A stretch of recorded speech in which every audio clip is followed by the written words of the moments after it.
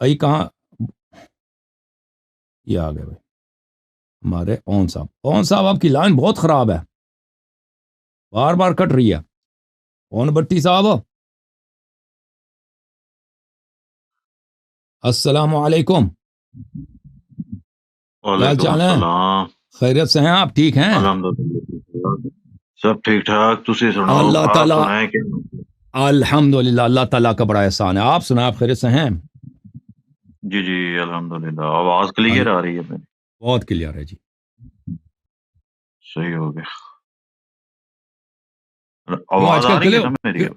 आवाज आ रही है, आ रही है। क्लिप क्यों नहीं बना रहे आजकल आप भट्टी साहब? आजकल थोड़ी मसरूफियत है, ये इलेक्शंस कंपेयर से। अच्छा और अच्छा। हाँ हाँ जी, और उसके अलावा कुछ और भी मसरूफियात हैं इस वजह से।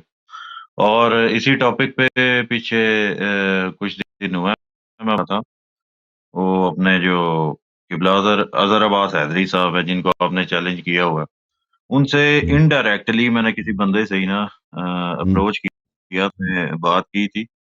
और वो इस मामले में आपके साथ अभी ये वो कोई डिबेट करने का या मुनाजरा करने का उनका कोई इरादा नहीं है, मुझे हम्म, पता चला है। हम्म, और वजह वो अपनी तरफ से तो ये बता रहे हैं, और काफी हद तक वो वैसे लॉजिकल भी लगती है। वो ये कहते हैं कि जो भी मुनाजरे के जो असूल हैं, जो भी कवानीन है, वो इस तरह पूरे नहीं हो सकते, क्योंकि फेस टू फेस तो हम कभी बैठे नहीं हैं।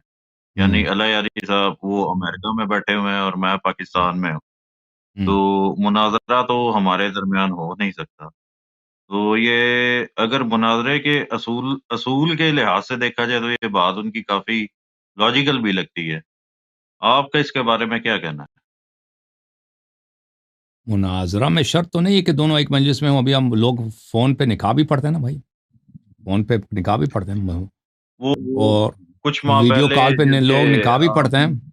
अभी देखें, अभी लोग इंटरव्यू करते हैं, एक आदमी न्यूयॉर्क में होता है, दूसरा लाहौर में बैठा है, उसको इंटरव्यू दे रहा होता है। हम्म, ठीक है ना?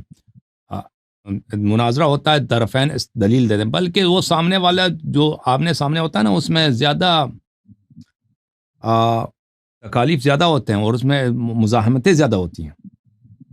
यानी साथ वाले लोग बीच में चलो। पड़ जाते हैं और उसमें उसको कंट्रोल करना बड़ा मुश्किल होता है, सिक्योरिटी का भी मसला होता है उसमें। यानी जो लोग पाकिस्तान में करते हैं उसको अरेंज करना, आपको पता है कितना मुश्किल काम होता है कि दो गुरु आप, फिर जी जी उसको अच्छी तरह से रिकॉर्ड करना भी आसान नहीं है। दोनों की बातें सब नज़र आ जाएं और किताबें दोनों दिखाएं, वो सबको नज़र आ जाएं वो। लेकिन इस तरह जो है कि दो आदमी फारिग अपने स्टूडियो में बैठे हैं और आपस में गुफ्तगू कर रहे हैं, ये इसमें इसका पहली बात, इसको अरेंज करना बहुत ज़्यादा आसान है। मैं अभी तो मेरा तो इरादा ही नहीं पाकिस्तान आने का, ये तो सवाल, ये तो मैं तो ये नहीं कर रहा मैं पाकिस्तान आना मुश्किल है, मेरा इरादा ही नहीं है। मुझे मैं पता है पाकिस्तान भी आ जाऊँ ना, ये लोग दूसरे बहाने करेंगे, तो मैं ये तो वो तो इरादा ही हमारा नहीं, वो तो आउट ऑफ क्वेश्चन है। लेकिन जो लोग पाकिस्तान में फ़र्ज करें, उनके लिए भी अगर वो ऑनलाइन गुफ्तगू करें, ये ज़्यादा आसान है, इसके बजाय कि वो किसी हॉल में, किसी इमाम बारगाह मस्जिद में जमा हो जाए, वहाँ सिक्योरिटी का इंतज़ाम करें, फिर फ़रीक़ैन के लोग आते हैं वहाँ पर, वो भी खामोश रहें, और ये सब ज़्यादा मुश्किल है। इस तरह ऑनलाइन गुफ्तगू ये ज़्यादा आसान है। तो ये देखें, मुनाजरे पे जो किताबें लिखी गई हैं वो तो पुराने ज़माने में लिखी गई थी, उस ज़माने में टेलीफोन नहीं था, उस ज़माने में वीडियो कॉल वगैरह तो नहीं थे। अब हम्म। लेकिन मुनाजरे की माहियत में ये बात शर्त नहीं है कि दोनों फरीक आपस में आमने सामने हो। हम अभी भी, मैं और आप भी आमने सामने हैं, मजाजी तौर पर, फिगरेटिवली, ऑनलाइन, वर्चुअली हम आमने सामने हैं। तो ये आमने सामने हो सकते हैं हम, वो बहरहाल मेरी मेरी मुझे पता है कि वो क्यों नहीं, मतलब नहीं आना डिबेट हो चाहते। सकती है, इस डिबेट हो टॉपिक के सकती ऊपर है, डिबेट हो सकती है। और फिर वो शराइत भी रख सकते हैं ना, वो अपनी मैंने उनको कह दिया जो भी शर्त है उनका, वो अपनी जानिब से मॉडरेटर ला सकते हैं। वो अपनी जानिब से कह सकते हैं कि भाई 10 मिनट आपका, 10 मिनट मेरा। वो मैंने कह दिया उनको कि जो भी शर्त आप रखते हैं वो हमें मंजूर है। वो कह सकते हैं कि भाई मसलन 3 घंटे का होगा, फिर जो भी शर्त रखते हैं भाई, हमने कह दिया कि मंजूर है हमें। तो सही हो बहरहाल गया। इसके बावजूद अगर कोई, यानी अगर उसके पास दलील है कि ये निकाह हराम है, वो दलील, ये इस तरह ऑनलाइन बात करना ये ज्यादा आसान है, और उस दलील को पेश करना बहुत मुमकिन है। कुछ माह कुछ माह पहले जब ये सिलसिला नया नया शुरू हुआ था, तो उन्होंने एक वीडियो रिकॉर्ड करवाई थी। वो काफी हम्म, ज्यादा उसमें मैंने पॉइंट्स लिखे हुए थे, तो हम्म, लेकिन अभी फिल वक्त वो मेरे पास नहीं है, کیونکہ میں نے جیسے آپ کو بتایا کہ آج کل میں بزی ہوتا ہوں وہ الیکشن سے نا، تو اگر مجھے پہلے پتا ہوتا تو وہ پوائنٹس میں آپ کے سامنے رکھتا. اس میں جو چیزیں مطلب اس وقت جو ذہن میں آ رہی ہیں، سب سے پہلے تو انہوں نے اس چیز کو اٹھایا تھا کہ آپ اس گفتگو کو یا ڈیبیٹ کو مناظرے کا آپ نام نہیں دے سکتے. ٹھیک ہو گیا. تو چلو یہ ایک مطلب ایک عام سی چلو اگر ڈیبیٹ ہو جائے تو اس سے لوگوں کا بھی بڑا فائدہ ہوگا. ان کے بارے میں نا میں آپ کو تھوڑا سا بتا دوں اظہر حیدری صاحب. وہ یہاں پر پنجابی جہاں پر بھی پنجابی بولی جاتی ہے یا سمجھی جاتی ہے وہاں پر کافی زیادہ لوگ ان کو اپنا آپ کہہ لیں کہ مینٹور مانتے ہیں اور کافی زیادہ کچھ ان سے سیکھتے بھی ہیں. ٹھیک ہے. اور ایک تو یہ کہ ان کو وہ ایک مجلس کے لیے میں نے سب سے پہلے جس بندے کے تھرو اپروچ کیا تھا تو اسی کے تھرو میں نے یہ بات بھی ان سے پوچھوائی تھی کہ اس پہ وہ کیا کہہ رہے ہیں، ان کا کوئی رد عمل نہیں آ رہا نا. تو ایک تو ان کو یہ بھی ہے کہ وہ کوئی لالچ وغیرہ ان کو نہیں ہوتا. مثال کے طور پر جس طرح پاکستان میں ذاکرین ہے، آپ کو پتا ہے کہ ایک مجلس کے وہ جو کیا ان کے چارجز ہیں یا وہ فیس کیا چارج کرتے ہیں آپ کو بھی شاید پتا ہوگا. تو اس طرح کا ان کا سین نہیں ہے یہ اظہر حیدری صاحب کا. الحمدللہ. تو ان سے یہ ایک مطلب ریکویسٹ ہی ہے، ایک درخواست ہی ہے کہ چلے اس مسئلے پر اگر وہ آ کے میں بھی یہی چاہتا ہوں کہ اس مسئلے پر وہ اظہر حیدری صاحب آپ آگے آپ کے ساتھ ڈیبیٹ کریں. کیونکہ پاکستان میں یا خاص کر کے پنجاب میں ان کے جو پائے کا مناظر ہے وہ اور کوئی نہیں ہے. اور میرا نہیں خیال کہ کوئی بھی اظہر حیدری صاحب کے سوا آپ کے ساتھ کوئی بات کر سکتا ہے. ہاں جب اگر آپ کی اور ان کی بات ہوگی تو وہ تو اس وقت پھر لوگ خود دیکھ لیں گے کہ کس کے جو دلائل ہیں وہ مضبوط ہے. ویسے ان کو چاہیے یہی. اور انہوں نے جو ایک کوئی میرا خیال ہے کوئی 30-40 منٹ کی وہ جو انہوں نے ایک ویڈیو ریلیز کی تھی. اول تو اگر وہ آپ کے ساتھ ڈیبیٹ نہیں کر رہا تھا حیدری صاحب کو پیغام ہے کہ اگر وہ آپ کے ساتھ ڈیبیٹ نہیں کرنا چاہتے تو ان کو یہ چاہیے تھا کہ وہ ویڈیو ہی نہ ریکارڈ کرواتے، بس اپنا چھوٹا سا موقف دے دیتے کہ جی میں اللہ یاری صاحب کے ساتھ ڈیبیٹ نہیں کر سکتا یا مناظرہ نہیں کر سکتا، کیونکہ اس طرح مناظرہ کرنا جو میرے اصول ہیں یا جو میری شرائط ہے وہ ان کے خلاف ہے. بس اتنی سی بات کر کے وہ خاموش ہو جاتے یا سائڈ پہ.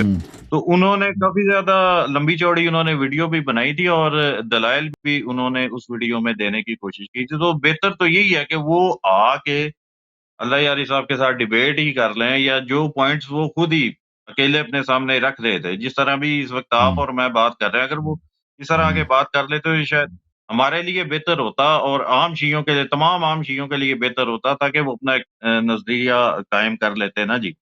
اور باقی ان کے علاوہ جو لوگ بھی آپ کے ساتھ آ کے ڈیبیٹ کر رہے ہیں چند کچھ نقوی سادات ہیں. اصل میں مسئلہ یہ ہے ان کا اللہ یاری صاحب اور اظہر حیدری صاحب سے بھی مطلب اگر وہ سنتے ہیں یا کہیں پر دیکھتے ہیں وہ یہ جو آج کل لوگ آ رہے ہیں جو مناظرے کر رہے ہیں اس چیز پر ان کا آپس میں مقابلہ چل رہا ہے. صرف ممبر کی لڑائی ہے کہ کسی بھی طریقے سے ممبر پر آ جائیں. ٹھیک ہے جی. اور ہم آگے آ کے مجالس پڑھنا شروع کر دیں. میری بات آپ سمجھ رہے ہیں نا؟ بالکل. تو ہاں جی. تو بہتر یہی ہے کہ اظہر حیدری صاحب خود ہی جس طرح آپ اور میں بات کر رہے ہیں تو اس طرح بات آگے کر دے تاکہ ہم لوگوں کو کلیئر ہو کہ بھائی کس طرف جانا ہے یا کس طرف نہیں جانا. ایک یہ بات. اور دوسری وہ لوگ اس چیز کو بیس بناتے ہیں جس طرح آپ نے بھی وہ ایک ویڈیو میں میرا خیال ہے آپ نے اعتراف کیا یہ جو تھا کہ معصومین علیہ السلام سے جو حدیث ہے کہ خمس اور صدقہ ایک جگہ پر اکٹھا نہیں ہو سکتے. یہ آپ نے بھی اس چیز کا مانا.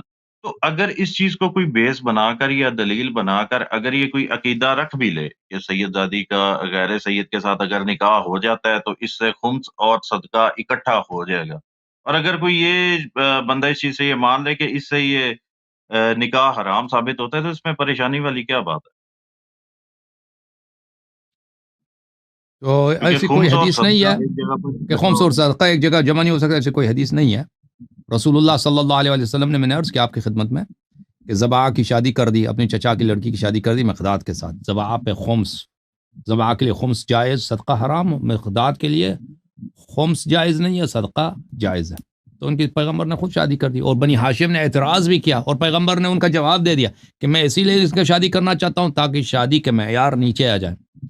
اور امام جعفر صادق علیہ السلام نے فرمایا کہ پیغمبر نے اسی لیے شادی کرا دیا تاکہ لوگ پیغمبر کی اتباع کریں. تو ایسی کوئی دین میں کوئی ایسا حکم نہیں ہے کہ اگر ایک آدمی پہ صدقہ حرام ہے تو وہ شادی نہیں کر سکتا، بلکہ خود امام جعفر صادق علیہ السلام پہ صدقہ حرام ہے، انہوں نے کئی جگہ شادی کی ہے جن کے لیے صدقہ جائز ہے، پیغمبر پہ صدقہ حرام ہے، انہوں نے عائشہ سے شادی کی ہے، عائشہ کے لیے صدقہ جائز ہے، تو یہ تو کوئی حدیث ہے نہیں۔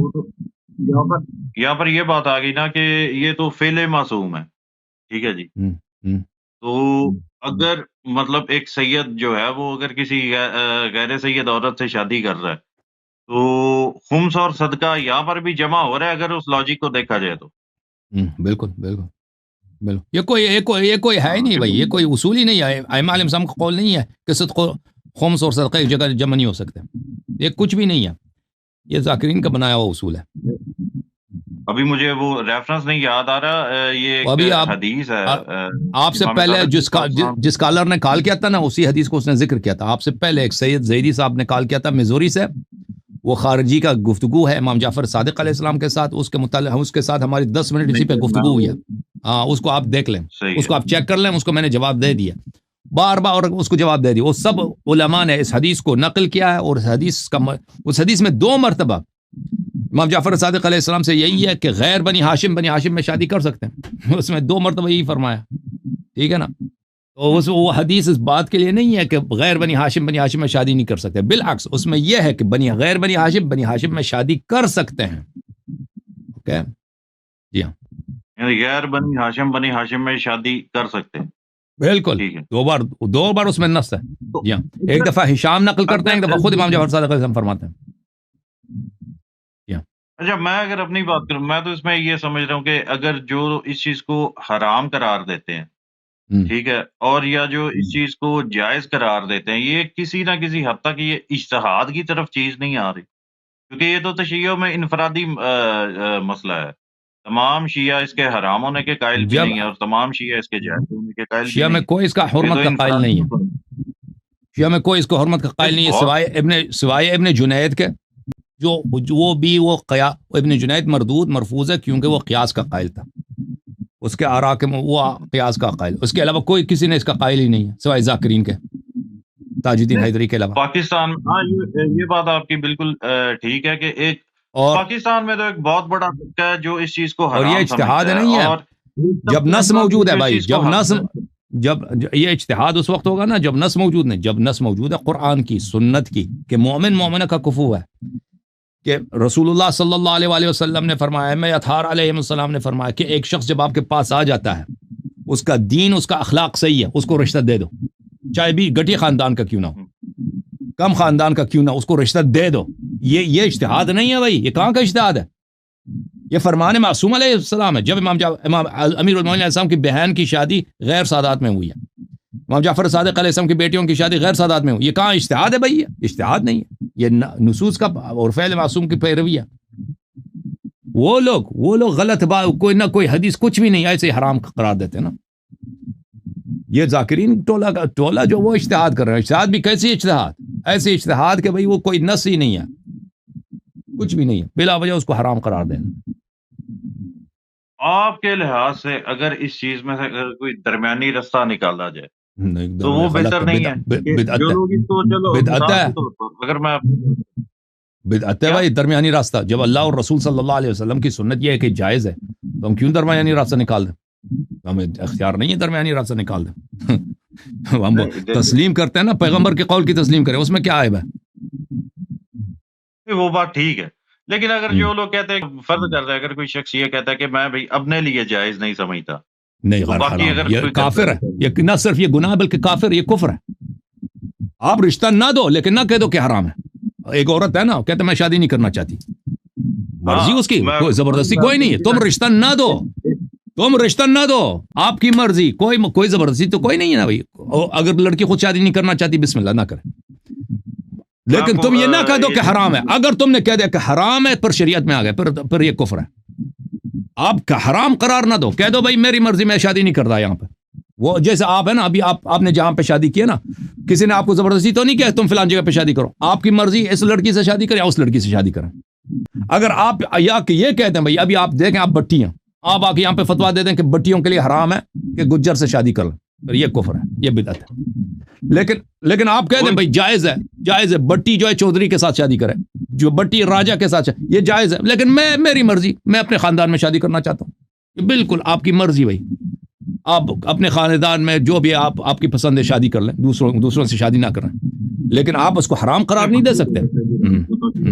نہیں, میں یہ عرض کہتا ہوں کہ یہاں پر یہ پنجاب میں اور سندھ میں بھی ایک کلچر ہے واقعی. یہاں پر قوم پرستی ہمارے میں ہے, یا آپ یہ کہہ لیں کہ یہاں پاکستان میں قوم پرستی ہے. مثال کے طور پر اگر کوئی غیر سید ہے, ابھی میں ہی ہوں ٹھیک ہے, تو یا کسی اور برادری کا کوئی بھی شخص ہو, تو ہماری بھی کوشش یہی ہوتی ہے کہ ہم اگر کہیں پر رشتہ کرتے ہیں تو سب سے بہتر یہی ہے کہ ہم اپنی برادری میں یا اپنے خاندان میں رشتہ کریں بجائے کسی اور دوسرے خاندان کا. پہلی جو ہماری کوشش ہوتی ہے وہ یہی ہوتی ہے, اور تقریباً بہت سارے علاقوں میں بھی ایسے ہی ہو رہی ہے.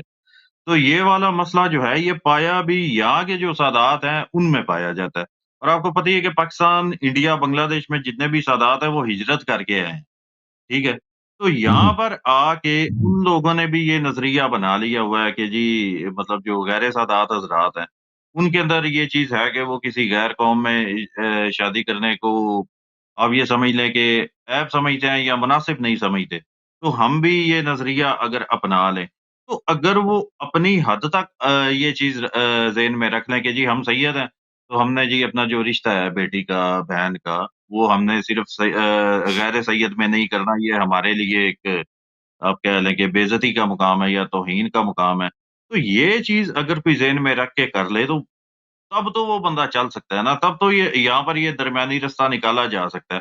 ہاں, اگر وہ یہ ہے کہ میں اس وجہ سے نہیں کر رہا کہ وہ کہ یہ حرام ہو جائے گا یا یہ ساری زندگی کے لیے معاذ اللہ زنا ہو جائے گا, تو اس پر تو آپ کہہ سکتے ہیں کہ یہ بدعت ہے. لیکن اگر کوئی سید اپنی انا میں آ کر یہ کہتا ہے کہ جی میں کسی غیر سید میں اپنی بیٹی کا یا بہن کا رشتہ نہیں کر سکتا, تو یہاں تک تو ان کو چھوٹ ہونی چاہیے نا, یا اس حد تک تو وہ سوچ سکتے ہیں. دیکھیں اگر ہم شریعت کی بات مان لیں نا, یہ بھی بات ہے. پہلی بات ہے کوئی حلال کو حرام جو بھی کرے نا, اب کہہ دے کہ فلانے سے نکاح کرنا حرام ہے, اگر وہ واقعا حرام نہیں ہے تو یہ بدعت ہے یا کفر ہے, بہت ہی سخت گناہ ہے, اس کا کہنے والا جہنمی ہے. اس کے لیے آپ میرا آج کا جو اسپیچ ہے نا اس کا پہلے 20 منٹ آپ آج سن لیں کہ اس میں نے کتنی بات کیا قرآن کی آیات اور روایات, کہ آپ اپنے سے کسی چیز کو حلال حرام نہیں بنا سکتے. اب آپ جو طریقہ کار بتا رہے ہیں نا, میں اس کے متعلق کچھ احادیث, یہ کتاب ہے الفروع من الکافی, جلد نمبر کون سا 5 بھائی. یہاں پر میں آپ کو ایک خدمت میں عرض کروں, یہ روایات آپ دیکھ لیں, یہ ائمہ طاہرین علیہ السلام کے فرامین ہیں. میں نے حضرت امام ابی جعفر علیہ الصلوۃ والسلام جواد علیہ السلام کو خط لکھا ہے, اسألہ عن النکاح, نکاح کے متعلق سوال کیا. فکتب الی من خطب الیکم فرضیتم دینہ وامانتہ فزوجوہ. امام علیہ السلام کا فرمان یہ ہے کہ آپ کے پاس اگر کوئی رشتہ لینے آتا ہے, آپ اس کے دین سے اور اس کے امانت داری سے راضی ہیں. آدمی دیندار بھی ہے, نیک آدمی ہے, امانت دار ہے, اس کو بیٹی دے دو, ٹھیک ہے نا. یہ زوجو یہ امر ہے, اس کو رشتہ دے دو. کم از کم یہ دلالت کرتا ہے جواز پر یا استحباب یا وجوب پر.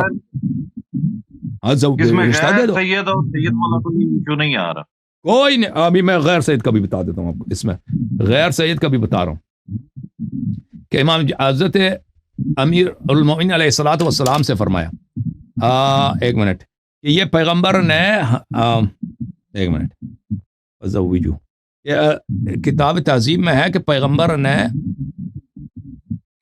امیر المومنین علیہ السلام سے فرمایا. کہاں گیا بھائی, اس میں کتاب تہذیب میں ہے, میں تہذیب ایک منٹ نکال دوں.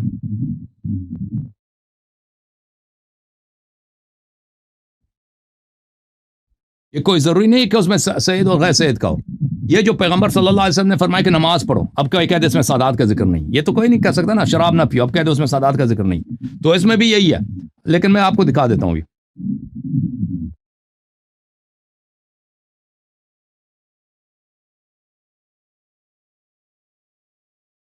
تہذیب والی جو حدیث ہے نا, تو تہذیب والی جو حدیث ہے وہ بھی مجھے نہیں مل رہا, میں وہ ڈھونڈ کے آپ کو دکھا دوں گا, پہلے بھی دکھا چکا ہوں.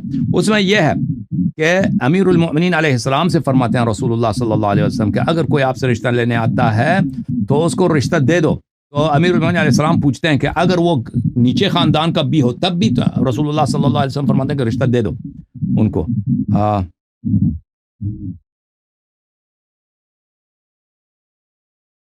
ایک منٹ، وہ حدیث ہے تہذیب میں پہلے اس کو دکھا چکا ہوں.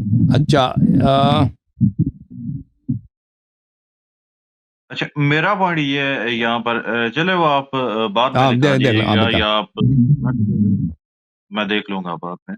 جی سر بسم اللہ. میرا پوائنٹ یہاں پر یہ ہے کہ اگر کوئی سید یہ کہے کہ میں مطلب کہ کسی سید زادی کا غیر سید میں رشتہ اس وجہ سے نہیں کرنا چاہ رہا کہ میری انا کو یہ گوارا نہیں ہے، ٹھیک ہے، یعنی میں چاہتا نہیں کہ کسی غیر سید میں جائے تو، لیکن حرام قرار نہ دے، تو وہ اتنی تو آپ کہہ لیں کہ آپ چھوٹ دے سکتے ہیں نا، مطلب اتنا تو کہہ سکتے ہیں کہ چلو بھائی ٹھیک ہے، یہ اس کی اپنی ذاتی رائے ہے تو اس پر اگر وہ عمل کر لے تو ٹھیک ہے. ابھی میں آپ کی خدمت میں عرض کرتا ہوں، یہ ترک سنت ہے بھائی، یہ ترک سنت نبی صلی اللہ علیہ وسلم ہے. میں بھی بتاتا ہوں آپ کو. اب میں آپ کے سوال کا جواب دیتا ہوں.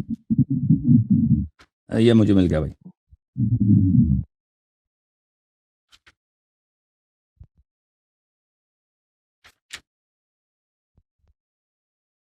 یہ ملاحظہ فرمائیے، کتاب تہذیب الاحکام ہے ناظرین، تہذیب الاحکام شیخ طوسی رحمۃ اللہ علیہ کے جز نمبر 7، باب الکفاء فی النکاح، نکاح میں کفو ہونا، ہم پلہ ہونا. اچھا یہاں پر یہ حدیث ہے، حدیث نمبر 2. قال حضرت روایت ہے امیر المؤمنین علیہ الصلاۃ والسلام سے کہ رسول اللہ صلی اللہ علیہ وسلم نے ایک دن ہمیں فرمایا اور ہم ان کے پاس بیٹھے تھے، اذا جاءکم من ترضون خلقہ ودینہ فزوجوہ. یہ کئی ایک روایات میں، جب آپ کے پاس رشتہ لینے آئے وہ شخص جس کے دین آپ کو پسند ہے، دینداری آپ کو بہت اچھا لگتا ہے کہ دیندار آدمی ہے اور اس کا اخلاق بھی اچھا ہے، دین بھی اچھا ہے، اخلاق بھی اچھا ہے، تو اس کو زوجو، اس کو رشتہ دے دو. یہ حکم ہے پیغمبر کی. اب آپ کہتے ہیں میں انا میں اس کو رشتہ نہ دوں، میں انا میں آ کر اس کو، یہ تو یہ بھئی اس حکم کی مخالفت ہے، ٹھیک ہے. اچھا تو امیر المؤمنین علیہ السلام فرماتے ہیں قال قلت یا رسول اللہ وان كان دنیا فی نسبہ، میں نے عرض کیا رسول اللہ صلی اللہ علیہ وسلم چاہے وہ نسب میں نیچ نسب کا آدمی ہو، کیونکہ عرب سب نسب میں ایک جیسے تو نہیں تھے خاندان ہیں ان کے، اگر وہ نسب میں نیچ نسب کا بھی ہو، گھٹیا نسب کا بھی ہو، فرمایا اذا جاءکم من ترضون خلقہ ودینہ فزوجوہ. پیغمبر صلی اللہ علیہ وسلم نے پھر اپنے حکم کا تکرار کیا، جب آپ کے پاس رشتہ لینے آئے جس کی خلق سے، اخلاق سے اور اس کی دیانتداری سے آپ راضی ہیں تو اس کو رشتہ دے دو. اب یہ حکم ہے پیغمبر کا میرے بھائی، یہ ایک حدیث نہیں، کئی احادیث ہیں، بہت زیادہ ہیں، کہ جب آپ کے پاس آتا ہے جس کا دیندار آدمی ہے اس کا رشتہ قبول کرو. اب کوئی آدمی کہتا ہے نا میں قبول نہیں کرتا اس کے میرے انا کو گچا ہے، وہ اچھے خاندان کا نہیں ہے، تو یہ کہنا کہ اس نے حرام کا ارتکاب نہیں کیا بہت مشکل کام ہے، ٹھیک ہے نا. یہ حکم ہے پیغمبر کا، یہ حکم جو ہے نا کم از یہ تو اگر انسان دینداری کرے تو واقعاً یہ وجوب پہ دلالت کرتا ہے. یہ ایسا رشتہ جب آ جاتا ہے تو انسان کے لیے واجب ہوتا ہے کہ وہ رشتہ قبول کرے. اب اگر کوئی کہہ دے کہ بھائی اس سے نیچے آ جائے، کم از کم مستحب کا انکار ہے، استحباب پہ تو دلالت کرتا ہے نا. اوکے یہ بھائی اگر اس طرح تو اللہ یار صاحب پھر یہ بھی نتیجہ اس سے یہ نکلتا ہے کہ اگر کوئی شخص آ جائے مطلب کہ وہ ویل سیٹلڈ نہیں ہے یا مطلب وہ فائنینشلی بہت زیادہ ویک ہے یا آپ کے لیول کا نہیں ہے، اس طرح تو کوئی بھی رشتہ مانگنے آ جائے تو آپ اس کو رشتہ دے دو گے؟ نہیں، اس میں ہے کہ اس میں دیکھیں دوسری روایات میں بھی ہے نا کہ اس میں کہ پاس ہونا چاہیے،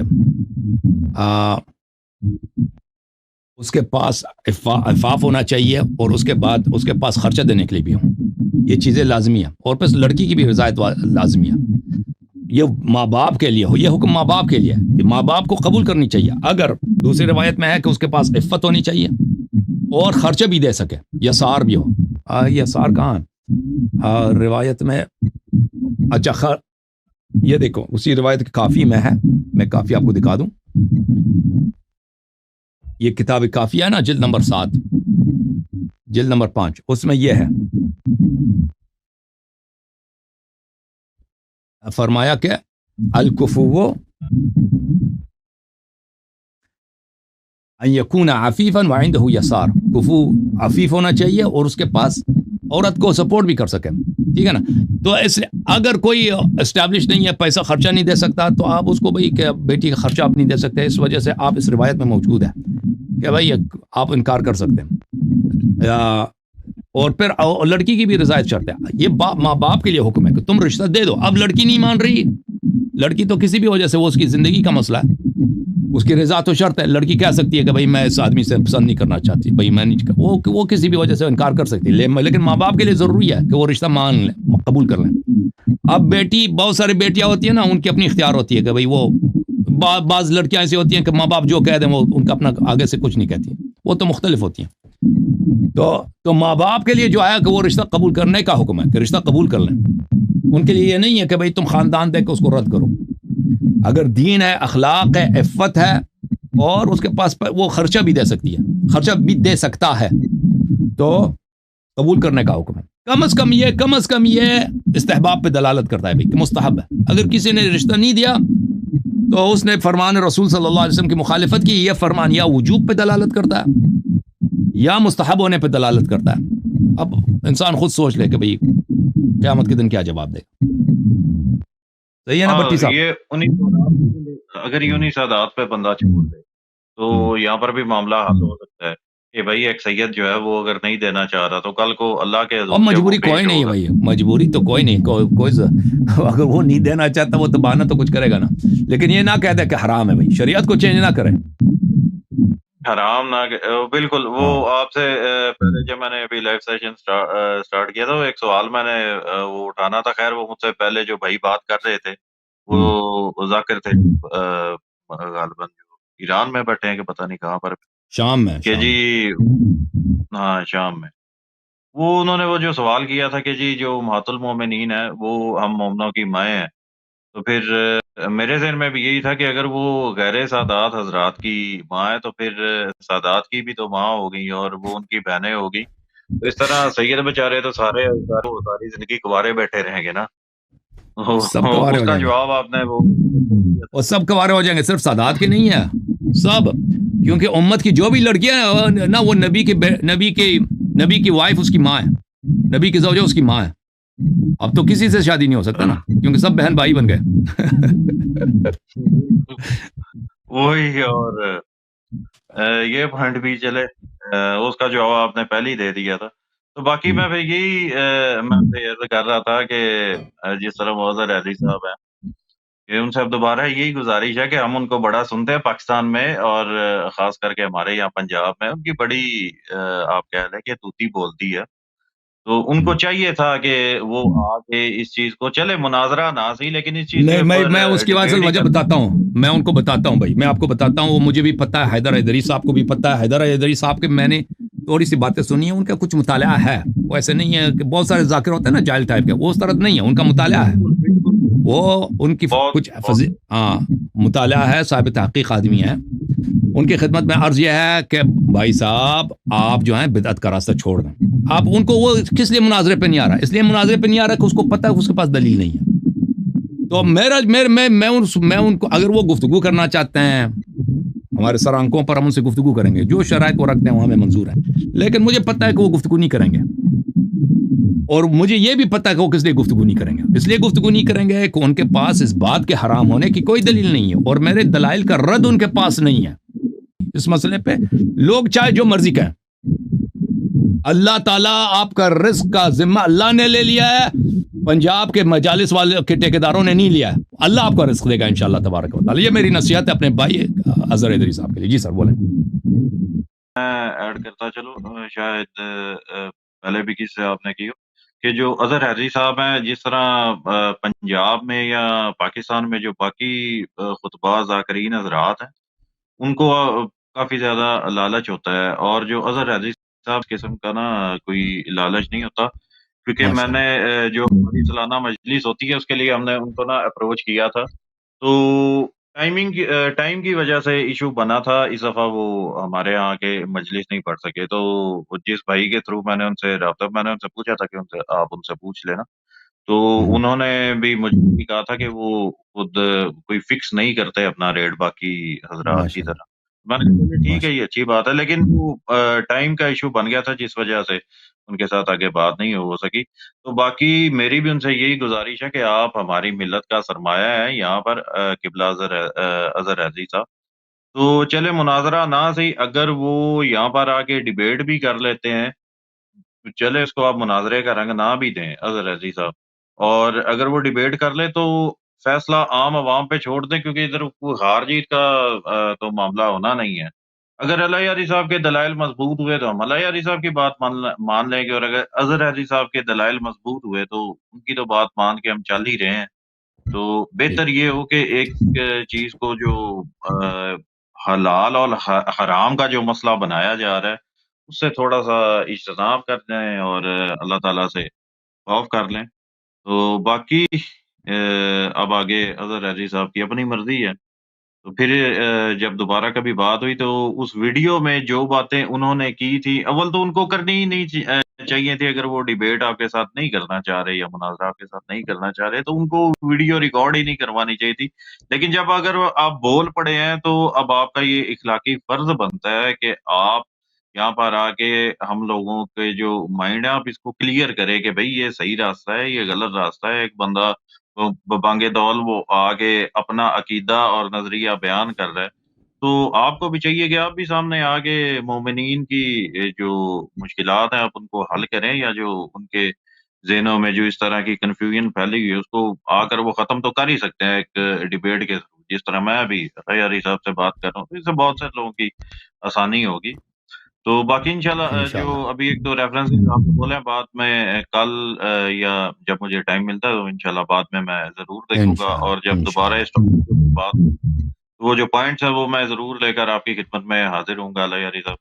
अभी तो इंशाल्लाह इंशाल्लाह अचानक हतमन ये 8 फरवरी के बाद ही दोबारा इंशाल्लाह बात होगी, क्योंकि आजकल मसरूफ़ियत है इलेक्शंस अल्लाह की आपको वजह जज़ाए से। खैर दे। अल्लाह आपको सलामती दे, अल्लाह आपके हवाइज बराबर बखैर फरमाए इंशाल्लाह। अल्लाह ताला आपको, आपके घर वालों को सलामत रखे। बहुत मेहरबानी, खुशी हुई आपसे बात करके, बहुत बहुत और अरसा हुआ बात नहीं हुई थी। अल्लाह आपको इज़्ज़त दे। Thank you sir.